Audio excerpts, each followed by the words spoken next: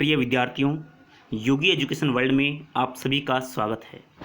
दोस्तों, यदि आप माध्यमिक शिक्षा बोर्ड राजस्थान के कक्षा 10 के छात्र हैं तो आपके लिए संस्कृत सब्जेक्ट से संबंधित मैं आपके लिए पूरी एक सीरीज लेकर आया हूं।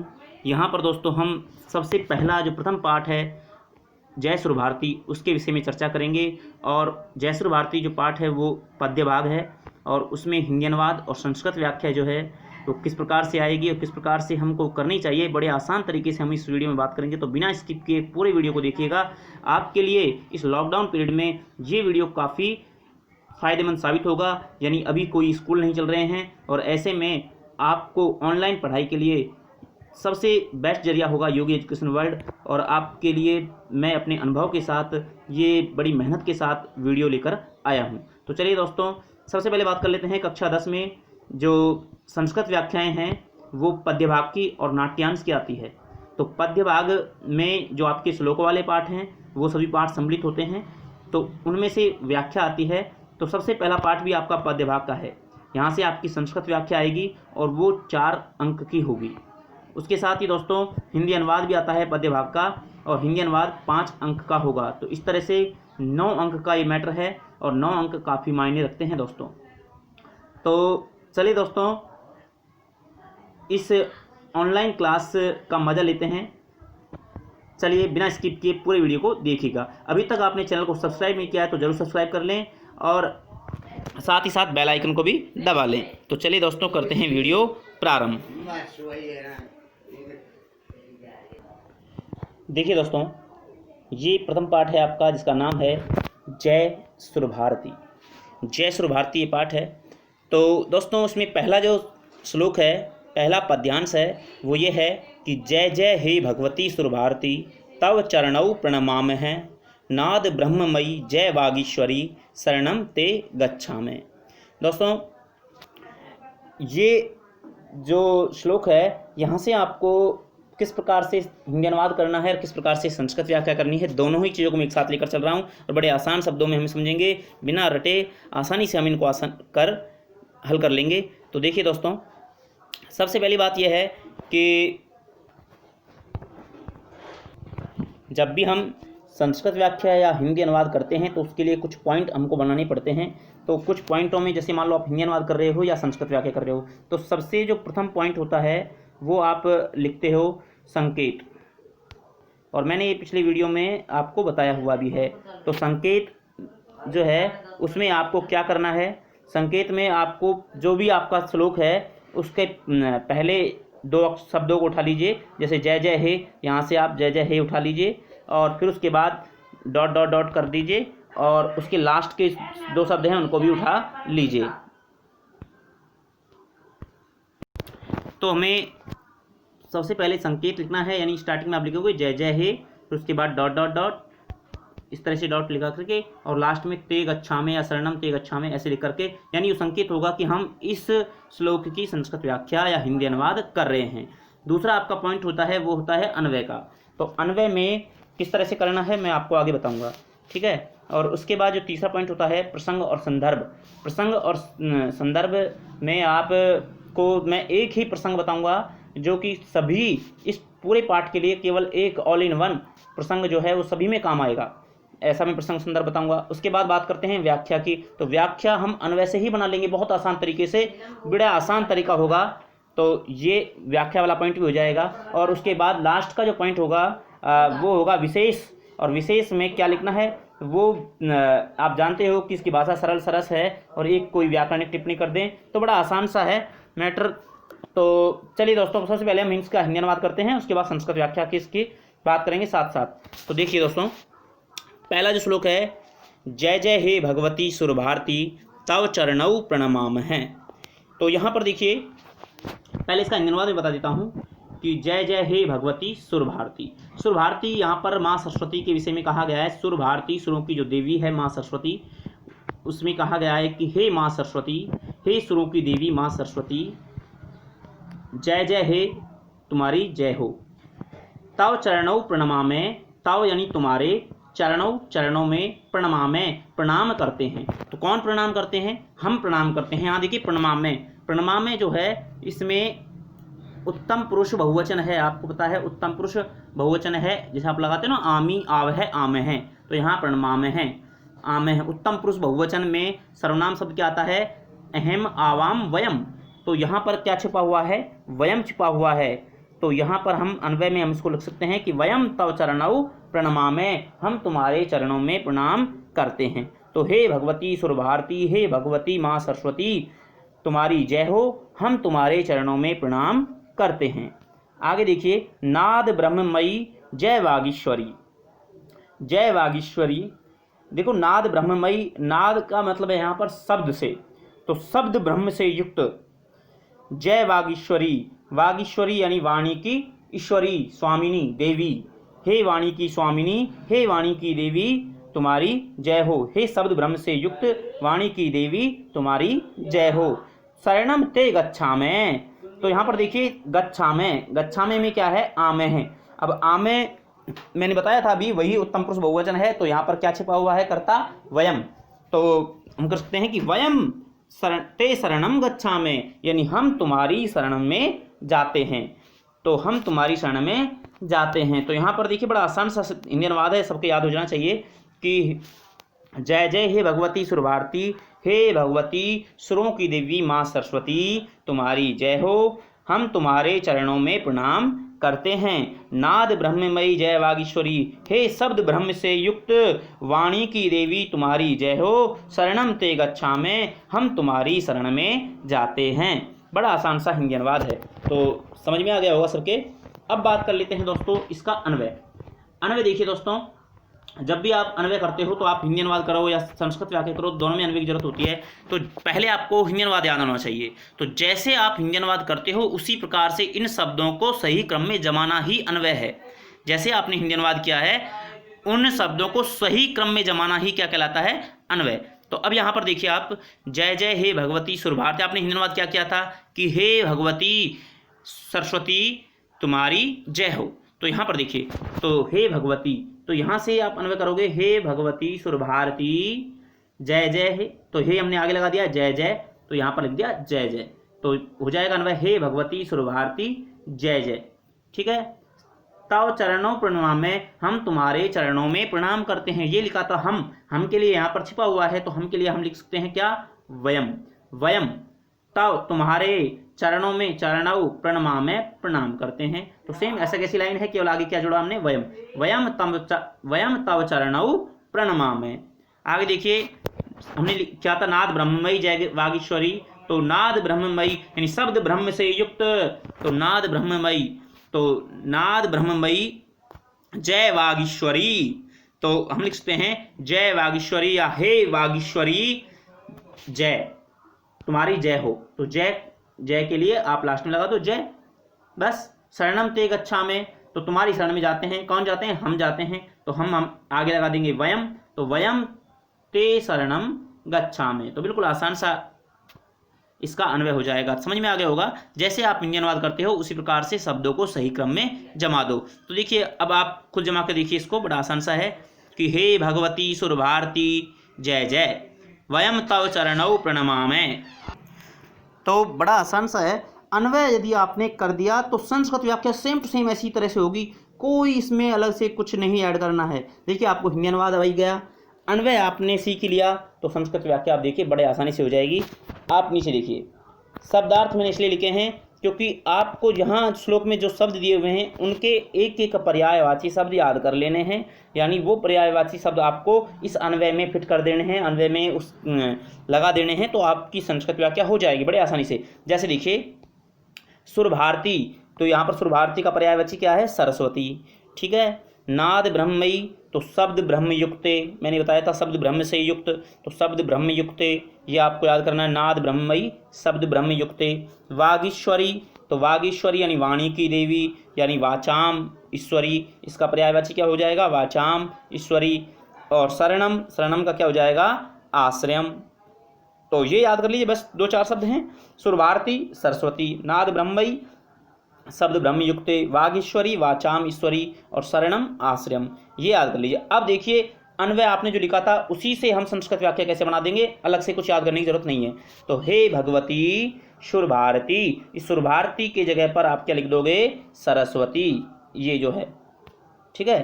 सुर भारती की जगह पर क्या लिख दोगे, सरस्वती। तो क्या बन जाएगा, हे भगवती सरस्वती जय जय, वयम तव चरणौ प्रणमामे, ऐसे कैसे लिख दीजिए, कोई प्रॉब्लम नहीं है, कोई दिक्कत नहीं है। आगे देखो, नाद ब्रह्ममयी, नाद ब्रह्ममयी की जगह पर क्या लिख दो, शब्द ब्रह्मयुक्ते, ये लिख दीजिए शब्द ब्रह्मयुक्ते। हे वागीश्वरी, वागीश्वरी की जगह पर क्या लिख दोगे, वाचाम ईश्वरी, हे वाचाम ईश्वरी जय जय लिख दीजिए। आगे देखो, वयम ते शरणम गच्छामि, तो यहाँ पर शरणम की जगह पर हमने क्या याद किया है, आश्रयम, तो आश्रयम लिख दीजिए। वयम ते आश्रयम गच्छामि, बिल्कुल आसान, बिल्कुल सही, सबसे सटीक और सही तरीका यही है दोस्तों। आपको अलग से कुछ भी याद करने की जरूरत नहीं है। और अन्वय भी आपने याद नहीं किया है, अन्वय आपने केवल उसको सही क्रम में जमाया है श्लोक को। तो इस तरह से आप संस्कृत व्याख्याओं को बड़े आसानी से कर सकते हो। तो इस तरह से पहले श्लोक की संस्कृत व्याख्या भी हो गई और हिंदी अनुवाद भी हो गया। प्रसंग बच रहा है दोस्तों, जो इस वीडियो के अंत में मैं आपको बताऊंगा कि सभी पूरे पाठ के लिए केवल एक प्रसंग वो आपको याद करना है, और वो सब में चाहे कोई सा भी श्लोक आ जाए आप उस प्रसंग को लिख सकते हैं, और आपका हिंदी अनुवाद और संस्कृत व्याख्या दोनों बड़े आसानी से हो सकती हैं। तो बने रहिए वीडियो में, बिना स्किप किए लास्ट तक बने रहिए, क्योंकि वीडियो थोड़ा सा लंबा होगा दोस्तों। क्योंकि आप जब भी मान लो एक पाठ पढ़ रहे हो क्लास में, तो उसमें 40 से 45 मिनट का जो पूरा पीरियड होता है वो लग जाता है। तो इतना टाइम तो लगेगा ही, लेकिन मैं फिर भी टाइम कोशिश करते हैं थोड़ा कम टाइम लें। तो देखिए दोस्तों, आगे हम बात कर लेते हैं। अगला देखिए, अगला श्लोक है आपके सामने, त्वम असि शरण्या त्रिभुवन धन्या सुर मुनि वंदित चरणा नवरस मधुरा कविता मुखरा स्मित रुचि रुचिराभरणा। बिल्कुल आसान सा है, त्वम असि शरण्या त्रिभुवन धरण्या। देखिए दोस्तों, बड़ा आसान सा है। त्वम असि, त्वम का मतलब होता है तुम, असि हो, शरण्या शरण देने वाली, शरणदात्री, ठीक है, शरण देने वाली। त्रिभुवन धन्या, यानी त्रिभुवन धन्या मतलब तीनों त्रिभुवन यानी तीनों भवनों में, तीनों लोकों में धन्य श्रेष्ठ, तीनों लोकों में श्रेष्ठ हो, यानी तुम शरण देने वाली हो और तीनों लोकों में श्रेष्ठ हो। सुर मुनि वंदित चरणा, सुर का मतलब होता है देवता, मुनि, मुनि मतलब जो ऋषि मुनि हैं वो, और वंदित चरणा, चरणा मतलब चरणों की, वंदित मतलब वंदना करते हैं। देवता और मुनि तुम्हारे चरणों की वंदना करते हैं। नवरस मधुरा कविता मुखरा, नवरस मधुरा, नव रसों की मधुरता से युक्त कविता मुखरा, कविता मुखरा यानी एक मुखर स्पष्ट कविता वाली, स्पष्ट व्याख्यान करने वाली, स्पष्ट कहने वाली हो। स्मित रुचि रुचिराभरणा, स्मित यानी मंद मंद मुस्कान वाली हो, सुंदर मुस्कान वाली हो। रुचिर आभरणा यानी सुंदर आभूषणों से युक्त हो। तो इसका जो कंप्लीट हिंदी अनुवाद हो जाएगा वैसे हो जाएगा कि हे माँ सरस्वती त्वम असि शरण्या, तुम शरण देने वाली हो। त्रिभुवन धन्या, तीनों लोकों में श्रेष्ठ हो। सुर मुनि वंदित चरणा, देवता और मुनि तुम्हारे चरणों की वंदना करते हैं। नवरस मधुरा कविता मुखरा, नव रसों की मधुरता से युक्त और कविता के रूप में स्फुरित होने वाली, स्पष्ट होने वाली, व्यक्त होने वाली हो। स्मित रुचि रुचिराभरणा, सुंदर मुस्कान वाली और सुंदर आभूषणों से युक्त हो। तो ये इसका हिंदी अनुवाद हो जाता है। अब इसका अन्वय कैसे होगा देखिए दोस्तों, जैसे आपने हिंदी अनुवाद किया है ऐसे कैसे अन्वय कर दीजिए। तो यहाँ पर देखिए, आपने हिंदी अनुवाद में कहा था हे देवी, हे माँ सरस्वती, तो ये यहाँ पर नहीं दिया हुआ है, लेकिन ये आपको पता है कि ये इस पाठ से है। तो यहाँ पर सरस्वती की वंदना की गई है, तो अन्वय में आप स्टार्टिंग में लगा दीजिए कि हे देवी त्वम शरण्या, तुम हो शरण्या शरण देने वाली, त्रिभुवन धन्या तीनों लोकों में धन्य हो, तीनों लोकों में श्रेष्ठ हो। सुर मुनि वंदित चरणा, सुर मुनि वंदित चरणा यानी आप कह सकते हो कि देवता और मुनि तुम्हारे चरणों की वंदना करते हैं। नवरस मधुरा कविता मुखरा, नौ रसों की मधुरता से युक्त कविता के रूप में स्पष्ट होने वाली हो। स्मित रुचि रुचिराभरणा, मंद मुस्कान वाली और सुंदराभूषणों से युक्त हो। तो देखो ये सब कुछ आपने ऐसे एज इट इज लिख दिया है। तो यहाँ से देखिए केवल हेदी लगाया है, तो त्वम, त्वम असी को हटा दिया, सिर्फ असी, ये असी जो है आपको लास्ट में लिखना है। तो त्वम शरण्या त्रिभुवन धन्या सुरमुनि वंदित चरणा नवरस मधुरा कविता मुखरा स्मित रुचि रुचिराभरणा, पूरा का पूरा ऐसे कैसे उतार दिया है एक लाइन में। और लास्ट में क्या लिख दिया है, 680। ठीक है, 680 मतलब यहाँ पर बीच बीच में जो आपने कॉमे लगाए हैं इसका मतलब और, यहाँ और अपने आप सब में लग जाएगा। तो देखिए, हे देवी त्वम शरण्या, तुम शरण देने वाली हो, त्रिभुवन धन्या, तीनों लोकों में श्रेष्ठ हो, और देवता और मुनि तुम्हारे चरणों की वंदना करते हैं, और नव रसों की मधुरता से युक्त हो, मंद मुस्कान वाली और सुंदर आभूषणों से युक्त हो। तो 680। ठीक है, लास्ट में 680 लगा दीजिए और स्टार्टिंग में हे देव लगा दीजिए, बाकी पूरे श्लोक को ऐसे कैसे उतार दीजिए। तो ये आपका हो जाएगा अन्वय। अब शब्दार्थ इसमें से आपको जो पर्यायवाची याद रखने हैं वो देखिए। शरण्या का मतलब होता है दोस्तों आश्रय भूता, इसका आपको याद रखना है पर्यायवाची आश्रय भूता, आश्रय प्रदात्री, आश्रय देने वाली।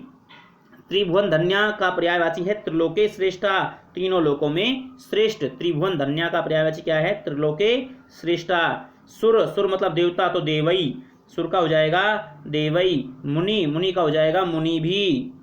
स्मित, स्मित, स्मित रुचि, तो मंद हास युक्त छवि, मंद हास युक्ता छवि। स्मित रुचि तो मंद मुस्कान वाली, मैंने बताया ना मंद मुस्कान वाली, तो मंद हास युक्ता छवि, इसका स्मित रुचि का क्या हो जाएगा, मंद हास युक्ता छवि। और रुचिराभरणा, इसका हो जाएगा सुंदरई आभूषणई युक्ता, सुंदर आभूषणों से युक्त, सुंदरई आभूषणई युक्ता। तो अब देखिए आपको ऐसे कैसे ये शब्दार्थ याद कर लेने हैं और इस अन्वय में फिट कर देने हैं। तो हे देवी त्वम शरण्या, शरण्या की जगह पर आपने क्या याद किया, आश्रयभूता। त्वम आश्रयभूता। त्रिभुवन धन्या की जगह पर क्या याद किया है, त्रिलोकी श्रेष्ठा, त्रिलोकी श्रेष्ठा। सुर, सुर की जगह पर देवई। मुनि, मुनि की जगह पर मुनि भी। वंदित चरणा, इसको ऐसे कैसे उतार दीजिए, वंदित चरणा। नवरस मधुरा, इसको ऐसे कैसे उतार दीजिए, नवरस मधुरा। कविता मुखरा, ऐसे कैसे उतार दीजिए, कविता मुखरा। स्मित रुचि, स्मित रुचि के जगह पर क्या लिख दोगे, मंदहास युक्ता छवि। रुचि आभरणा की जगह पर लिख दोगे सुंदरई आभूषणी युक्ता 680, इसको उतार दीजिए। मतलब ये जो शब्दार्थ आपने याद किए हैं वो इनके जगह पर लगा दीजिए, तो आपकी संस्कृत व्याख्या हो जाएगी। आशा करता हूं कि आपको ये संस्कृत व्याख्या भी समझ में आ गई होगी। स्क्रीनशॉट ले सकते हैं आप इसका। अगला हम बात कर लेते हैं, तीसरा जो श्लोक है, आसीना भवमानस हंसे कुंद तुहिन शशि धवले हर जड़ताम कुरु बोधि विकासम सित पंकज तनु मिले। बड़ा आसान सा है, आसीना भवमानस हंसे। तो देखिए इसका देखिए कुंद तुहिन शशि धवले, यहाँ से हिंदी अनुवाद होगा। तो कुंद का मतलब होता है क्या, पुष्प। कुंद का जो पुष्प होता है, चमेली का पुष्प। तुहिन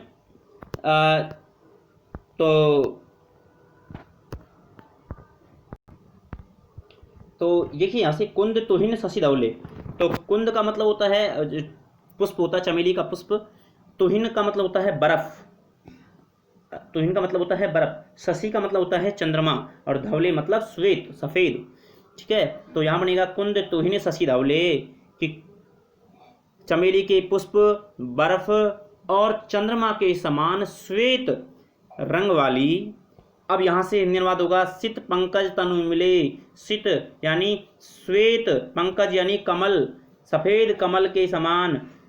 तनु विमले, विमले मतलब निर्मल, तनु शरीर वाली, सफेद कमल के समान निर्मल शरीर वाली। मानस हंसे आसीना भव, मानस हंसे यानी मान सरोवर रूपी हंस पर, या मेरे मन रूपी हंस पर आसीना भव, विराजमान हो। तो यहाँ पर सरस्वती माँ से ये कामना की गई है कि हे माँ सरस्वती, तुम कुंद पुष्प यानी चमेली के पुष्प, बर्फ और चंद्रमा के समान श्वेत, सफेद कमल के समान निर्मल शरीर वाली हो। तुम मेरे मानस हंस पर यानी मेरे मन रूपी हंस पर, या मानसरोवर में स्थित हंस पर आसीना भाव विराजमान हो। हर जड़ताम, जड़ताम हर, जड़ताम यानी मूर्खता को, अज्ञानता को हर हरो, अज्ञानता को हरो, मूर्खता को हरो। कुरु बुद्धि विकासम, बुद्धि विकासम यानी बुद्धि का विकास कुरु करो, बुद्धि का विकास करो। अज्ञानता को हरो और बुद्धि का विकास करो। तो यहाँ पर सरस्वती माँ से कामना की गई है कि हे चमेली के पुष्प के समान, बर्फ के समान और चंद्रमा के समान श्वेत और सफ़ेद कमल, सित पंकज यानी सफ़ेद कमल और के समान निर्मल शरीर वाली माँ सरस्वती, मानस हंसे मेरे मन रूपी हंस पर या मान सरोवर में स्थित हंस पर आसीना भाव विराजमान हो। हर जड़ताम यानी जड़ता को हरो, मूर्खता को हरो, अज्ञानता को हरो, बुद्धि विकासम करो, बुद्धि का विकास करो। तो ये इसका हो जाएगा हिंदी अनुवाद। अब अन्वय देख लीजिए, ऐसे कैसे अन्वय होगा, जैसे आपने हिंदी अनुवाद किया है उसी तरह से शब्दों को जमा दीजिए। अन्वय में देखिए, हे कुंद तुहिन शशि धवले, हे लगाना है आपको बस, हे यहाँ से इस पूरी लाइन को उतारना है, सेकंड वाली जो लाइन है, हे कुंद तुहिन शशि धवले। फिर उसके बाद जो चौथी लाइन है वो आपको उतारनी है, सित पंकज तनु मिले, ऐसे कैसे उतार देनी है, हे लगा करके दूसरी लाइन उतारनी है, उसके बाद चौथी लाइन उतार देनी है, हे कुंद तुहिन शशि धवले सित पंकज तनु मिले। अब देखिए मानस हंसे, ये उतारना है, मानस हंसे मन सरोवर रूपी हंस पर आसीना भाव, आसीन हो। ठीक है। जड़ताम हर, पहले जड़ताम उसके बाद हर, यानी मूर्खता को हरो, बुद्धि विकासम चय कुरु, बुद्धि विकासम लिखना है उसके बाद में कुरु, यानी बुद्धि का विकास करो। तो ये हो जाएगा इसका अन्वय। अब देखिए संस्कृत व्याख्या करने के लिए आपको शब्दार्थ याद करने पड़ेंगे, अर्थात इन शब्दों के पर्यायवाची याद करने पड़ेंगे। तो वो देखिए कैसे हैं। यहाँ पर आप देख सकते हैं कि मानस हंसे, मानस हंसे का जो है सरोवर स्थे हंसे, देखो मानस हंसे के दो यहाँ पर अर्थ बनते हैं। एक तो बनता है सरोवर स्थे हंसे, सरोवर में स्थित हंस, और मनोरूपीण हंसे यानी मेरा मन रूपी हंस। एक तो सरोवर में स्थित हंस और एक मन रूपी हंस, ये दोनों अर्थ बनते हैं। और ये प्रश्न भी है आपके कि मानस हंसे के दो अर्थ क्या हैं, तो दोनों अर्थ ये हैं कि सरोवर स्थित हंसे और मनोरूपीण हंसे, तो दोनों आपको लिखने पड़ेंगे यहाँ पर। आसीना भाव, आसीना भाव का जो है एक ही आपको पर्यायवाची याद रखना, तिष्ठतु बैठे विराजमान हुए। कुंद, कुंद का पर्यायवाची होगा कुंद पुष्प। ठीक है। तुहिन का होता है बर्फ यानी हिम, शशि का चंद्र, चंद्र इव। ठीक है। धवले, धवले मतलब होता है सफ़ेद यानी शुभ्रा, धवले मतलब शुभ्रा सफ़ेद। जड़ताम यानी अज्ञानताम, अज्ञानम, जड़ताम को हो जाएगा अज्ञानम। हर, हरो यानी दूरी कुरु, दूर करो, दूरी कुरु आप लिख सकते हो इसकी जगह पर। सित का मतलब सफ़ेद यानी श्वेत। पंकज मतलब कमल, तो कमलम इव, कमल इव। और आगे है विमले मतलब निर्मले, तो निर्मले, विमले का हो जाएगा निर्मले। अब देखिए इन्हीं शब्दों को आपको अन्वय में लगा करके संस्कृत व्याख्या लगा देनी है बिल्कुल आसान से। तो हे कुंद तुहिन शशि धवले, तो हे कुंद तुहिन शशि धवले, तो यहाँ पर देखिए कुंद, कुंद के लिए हमने क्या लिखा था, याद किया था, कुंद के लिए याद किया था कुंद पुष्प, तो हे कुंद पुष्प, तुहिन के लिए हिम, हे कुंद पुष्प हिम, शशि के लिए चंद्र एव, चंद्र एव याद किया था चंद्र एव, धवले श्वेत या शुभ्रा, तो धवले के लिए शुभ्रा, तो हे कुंद पुष्प हिम चंद्र एव शुभ्रा, ये करना है। सित, सित के जगह पर लिखना है क्या, श्वेत। पंकज की जगह पर लिखना है कमल एव। तनु विमले, विमले की जगह पर लिखना है निर्मले। तो यहाँ पर क्या हो जाएगा, हे कुंद पुष्प हिम चंद्र एव शुभ्रा श्वेत कमलम एव तनु निर्मले। ठीक है, ऐसे लिख देना है। मानस हंसे, मानस हंसे की जगह पर लिखना है सरोवर स्थे हंसे मनोरूपीण हंसे चय, ये लिख देना है सरोवर स्थे हंसे मनोरूपीण हंसे चय। आसीना भाव, आसीना भाव की जगह पर लिखना है तिष्ठतु, आसीना भाव की जगह पर क्या लिखना है, तिष्ठतु। जड़ताम हर, जड़ताम की जगह पर लिख देना है अज्ञानम, और हर की जगह पर दूरी, दूरी कुरु, तो अज्ञानम दूरी कुरु बोधि विकासम चय कुरु, तो इसको ऐसे लिख देना है बोधि विकासम चय कुरु। तो बिल्कुल आसानी से आप संस्कृत व्याख्या कर लेंगे। चलिए आगे बात कर लेते हैं लास्ट चौथे श्लोक के बारे में। देखिए चौथा श्लोक है और उसके बाद मैं आपको बताऊंगा संस्कृत व्याख्या। देखिए वो सॉरी सैपसंग जो है इसका कंप्लीट एक ऑल इन वन सैपसंग। तो देखिए, ललित कलामयी ज्ञान विभामयी वीणा पुस्तक धारिणी मतिरास्तन्नो तव पद कमले अई कुंठा विषहारिणी। ललित कलामयी ज्ञान विभामयी वीणा पुस्तक धारिणी। देखिए इसका अनुवाद होगा कि हे ललित कलाओं से युक्त, सुंदर कलाओं से युक्त, ज्ञान विभामयी, ज्ञान की शोभा से युक्त, वीणा पुस्तक धारिणी, वीणा और पुस्तक को धारण करने वाली माँ सरस्वती, मति बुद्धि आस्ताम लगी रहे, नो न यानी हमारी, तव तुम्हारे, पद कमले चरण कमलों में, यानी न यानी हमारी, मति बुद्धि, तव पद कमले तुम्हारे चरण कमलों में, आस्ताने मतलब लगी रहे, तो हमारी बुद्धि तुम्हारे चरण कमलों में लगी रहे। अई कुंठा विषहारिणी, अरे कुंठा रूपी विष को हरण करने वाली, कुंठा रूपी विष को हरण करने वाली। तो देखिए ये इस तरह से होगा कि हे ललित कलाओं से युक्त, ज्ञान की शोभा से युक्त, वीणा पुस्तक को धारण करने वाली माँ सरस्वती। अब नीचे की लाइन को लेंगे, अई कुंठा विषहारिणी, अरे कुंठा रूपी विष को हरण करने वाली, ने हमारी, मति बुद्धि, तव पद कमले आस्ताम तुम्हारे चरण कमलों में लगी रहे। अब अन्वय देख लीजिए, हे ललित कलामयी, देखिए बिल्कुल आसान सा है, हे लगाना है आगे, उसके बाद ललित कलामयी, ज्ञान विभामयी, ये ऐसे कैसे होगा, वीणा पुस्तक धारिणी ऐसे कैसे लिखा जाएगा। उसके बाद देखिए अई, ये लाइन लिखनी है, अई कुंठा विषहारिणी ये लाइन लिखनी है। और उसके बाद जी जो बीच की लाइन इसमें थोड़ा सा ध्यान देना है, न मति, देखिए न अलग अलग करके लिखा है मैंने, न मतलब हमारी, अस्माकम का ही एक रूप है, न यानी हमारी, मति बुद्धि, तव पद कमले तुम्हारे चरण कमलों में आस्ताम लगी रहे, तो हमारी बुद्धि तुम्हारे चरण कमलों में लगी रहे। तो ये हो जाएगा इसका अन्वय। अब देख लेते हैं कि इनके जगह पर हम जो कौन कौन से शब्द हैं वो याद रखेंगे जिससे संस्कृत व्याख्या हो जाए। तो देख लीजिए, आप यहाँ पर देख सकते हैं ऊपर, ज्ञान विभामयी के जगह पर लिख देंगे ज्ञान कांति युक्ते, मति की जगह पर याद कर लीजिए बुद्धि, न के जगह पर अस्माकम, आस्ताम की जगह पर स्यात और हारिणी की जगह पर विनाशिनी।